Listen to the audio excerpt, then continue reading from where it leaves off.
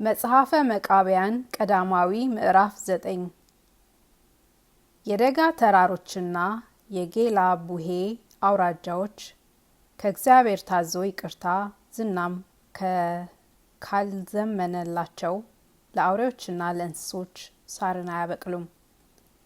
የኤላም ተራራዎችና የገለአድ ተራራዎችም ለሚሰመሩ ለበጎችና ለፍየሎች ለፌቆና በምድረ በዳ ላሉ እንስሳትም ለዋሊያዎችና ለቶራትም የለመለመ ቅጠልን አይሰጡም።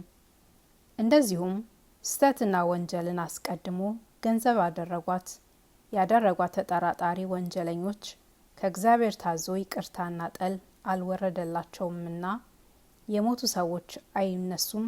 ጣዖት የሚያመልኩና ስር የሚምሱ ነገር ሰርተው የሚያጣሉ ዲማስና ቆጵሮስም ስር የሚምሱና ጥንቆላንም የሚጠነቁሉ ሰውንም የሚያጋድሉ ከሕግም ወጥተው የሚሰስኑ በጣዖቶቻቸው የሚያምኑ የሜዶንና የአቴና ሰዎችም መሰንቆና ከበሮን እየመቱ በገናም እየደረደሩ የሚጫወቱላቸውና የሚዘፍኑላቸውም ከእግዚአብሔር ታዞ የይቅርታ ጠል ካልወረደላቸው አይነሱም።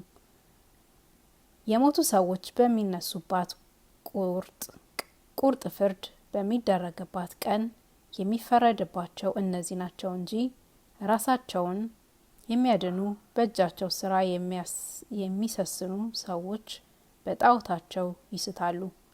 አንተ ልበ ባካና ደንቆሮ የሞቱ ሰዎች የማይነሱ ይመስልሃልን? ሙታን ሊነሱበት በመላእክት አለቃ በቅዱስ ሚካኤል አንደበት መለኸት በተነፋ ጊዜ ሳትነሳ በመቃብር አትቀርምና እንዲህ ያለ ነገር አታስብ። ኮረፍቶችና ተራሮች ይተካከላሉ፣ ጥርጊያ ጎዳናም ይሆናሉ። ለስጋዊ ሁሉም ትንሣኤ ይደረጋል።